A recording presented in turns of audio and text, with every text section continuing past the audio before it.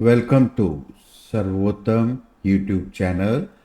Short and made easy series में आज हम क्लास 3 जॉइंट स्ट्रोक्स यानी कि स्ट्रोक्स को कैसे जोड़ना है, किस तरीके से उसको लिखना है, उसके बारे में सीखेंगे।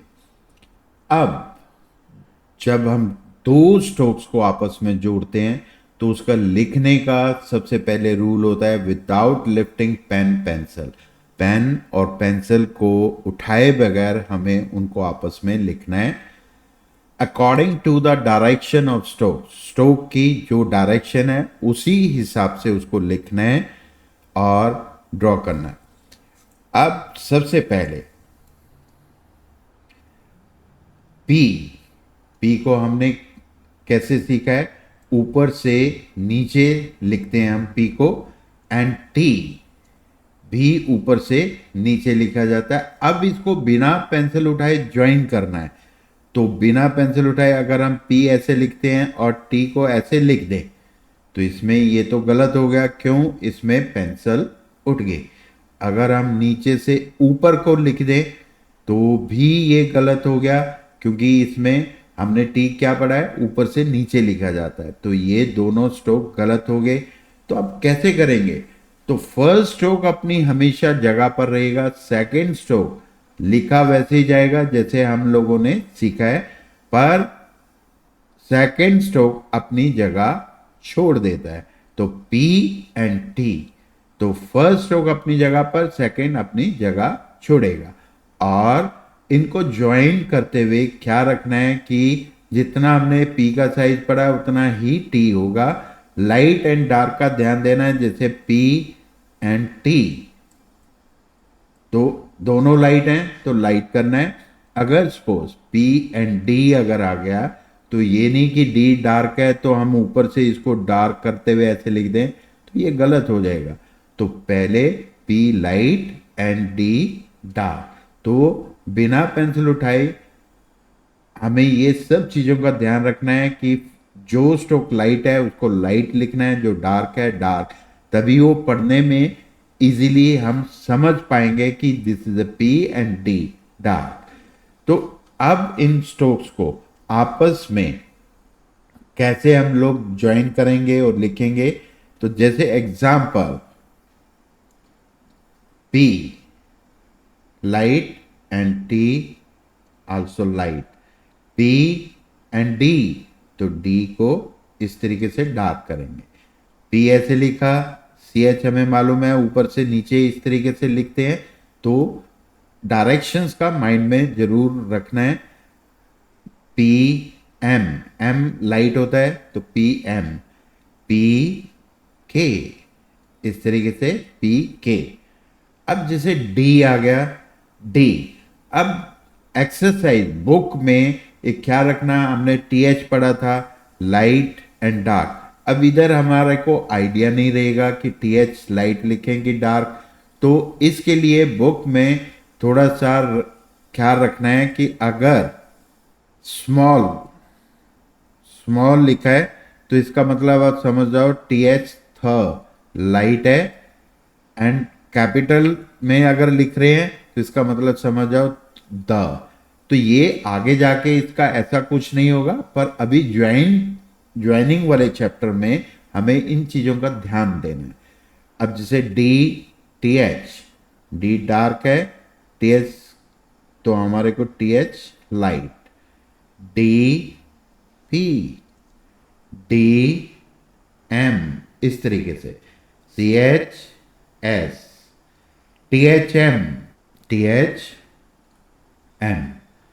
अब S H P, S H इस तरीके से P, S H K, S H M, J and D दोनों डार्क है तो डार्क हम इसको लिखेंगे एम के, एम के। तो इस तरीके से इनको हम लोग जोड़ते हैं, लाइट डार्क का ध्यान देना है। अब इसी तरीके से आर, आर हमारे पास दो टाइप के हमने पढ़े थे, one is a downward and second is a upward. तो अब डाउनवर्ड आर कब आता है, अपवर्ड आर कब आएगा? बुक में तो उन्होंने बता दिया कि बनावट के हिसाब से आर को यूज करो, बट हम तो सीख रहे हैं, हमें क्या मालूम कि स्टार्टिंग में कौन सा आर लिखें। या तो बुक के तरीके से पहले रट्टा मार लो, फिर आप लोग उसको ड्रॉ करोगे। तो हम वो ऐसा नहीं चाहते, हम टेम्परेरी रूल बना रहे हैं इसी चैप्टर के लिए, आगे के लिए बिल्कुल भी इंप्लीमेंट नहीं होगा। ये आपको तुक्के मारने से बचने के लिए हम टेम्परेरी रूल बना रहे हैं कि 60 डिग्री पे, 60 डिग्री कैसे होता है, ये जो होते हैं आउटलाइन 60 डिग्री पे बनी हुई है, चाहे वो कर्व है चाहे वो स्ट्रेट स्ट्रोक्स, ये सभी 60 डिग्री पे हैं। तो इसके साथ आर जो हम यूज करेंगे, आर यूज डाउनवर्ड। ऐसा बुक में कोई रूल नहीं है, बट अगर आप इसको इम्प्लीमेंट कर रहे हो तो आप 100% देखोगे कि आपकी ज्वाइनिंग बिल्कुल ठीक बनेगी। ये जो रूल, टेम्परेरी रूल बता रहा हूँ बार बार, कि ये इसी चैप्टर के लिए है कि हम विदाउट जस्ट रूल प्रैक्टिस करें और खुद हम अपने आप कोई भी एक्सरसाइज बना सकते हैं। अब सेम इसी तरीके से 90 डिग्री पे, 90 डिग्री ऐसे जो, चाहे वो कर्व स्ट्रोक्स में है चाहे वो स्ट्रेट में है, जो बिल्कुल सीधे में खड़े होते हैं, इसके साथ आर यूज अप वर्ड। ठीक है, तो फॉर एग्जाम्पल, एग्जाम्पल देखो, एफ, एफ कौन से एंगल पे है, 60, तो इसके साथ आर कौन सा होगा, डाउनवर्ड। अगर आप बुक में चेक करोगे बिल्कुल परफेक्ट रहेगा, F R L, F 60, F R L D, F R L and D.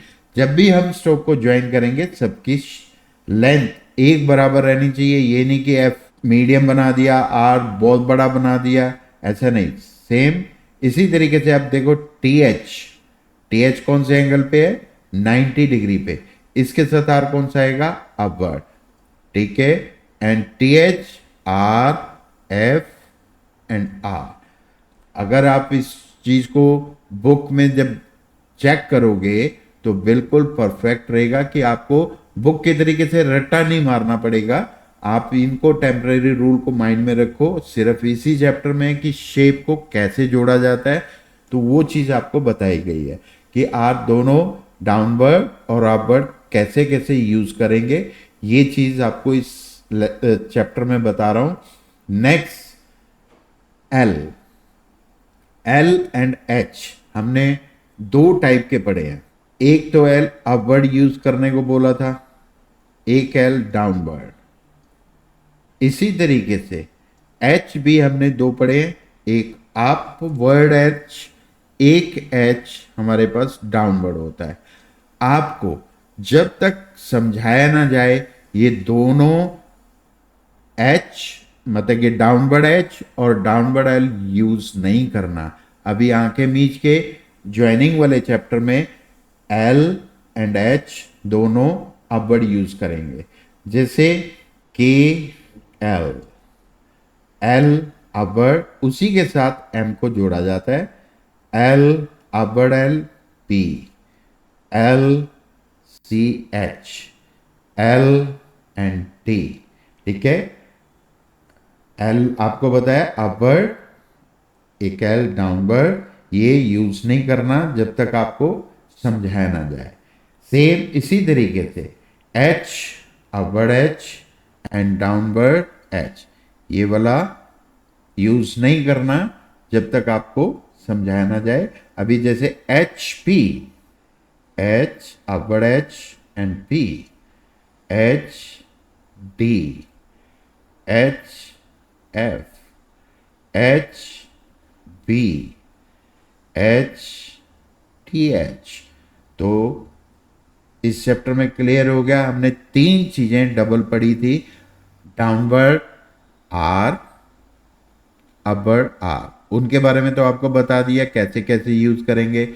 Upward L और अपवर्ड एच दोनों यूज करेंगे, डाउनवर्ड एल डाउनवर्ड एच दोनों यूज नहीं करेंगे जब तक आपको समझाया ना जाए। तो इस तरीके से इस चैप्टर में ज्वाइनिंग कैसे करना है, किस हिसाब से करना है, वो चीज बताई गई है। और तीसरा बेसिक रूल है कि जैसे हम ज्वाइन करेंगे के डी। अब के डी हमने पढ़ा था, जैसे फॉर एग्जाम्पल के डी फर्स्ट स्ट्रोक आपको बताया कि अपनी जगह पर, सेकंड जगह छोड़ता है, पर बुक में इसको गलत कर दिया।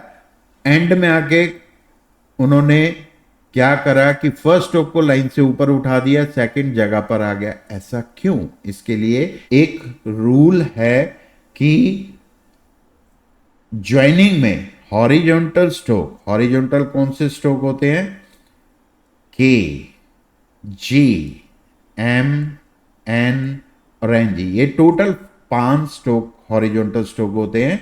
अगर हॉरिजॉन्टल स्ट्रोक के बाद डाउनवर्ड, डाउनवर्ड क्या होता है? जो ऊपर से नीचे लिखे जाते हैं, डाउनवर्ड स्ट्रोक आए तो हॉरिजॉन्टल स्ट्रोक लाइन से ऊपर चला जाता है। इसी कारण जैसे हमने करना है के डी ऐसे होना चाहिए था, पर अब ये गलत। अब क्या करेंगे? के को लाइन से ऊपर और डी लाइन पर, कि हॉरिजॉन्टल स्ट्रोक के बाद डाउनवर्ड स्ट्रोक आए तो हॉरिजॉन्टल लाइन से ऊपर चला जाता है। के लाइन से ऊपर, C H, M T H, M T H, M horizontally है, पी डाउनवर्ड, जी। अब जैसे देखो जी एस एच ऐसे होना चाहिए था, पर अभी आपको मैंने समझाया कि जी लाइन से ऊपर, एस एच लाइन पर आ जाएगा। सेम जी, एस एच और N G, D, N and D. अब मोस्टली बच्चों को कंफ्यूजन होगा कि एन डी हॉरिजॉन्टल लाइन से ऊपर क्यों नहीं गया? क्योंकि N is a second stroke, D is a first stroke. अगर फर्स्ट हॉरिजॉन्टल है और उसके बाद डाउनवर्ड स्ट्रोक आए तब हॉरिजॉन्टल स्ट्रोक लाइन से ऊपर जाता है। जैसे N P, N P, N C H, K and we.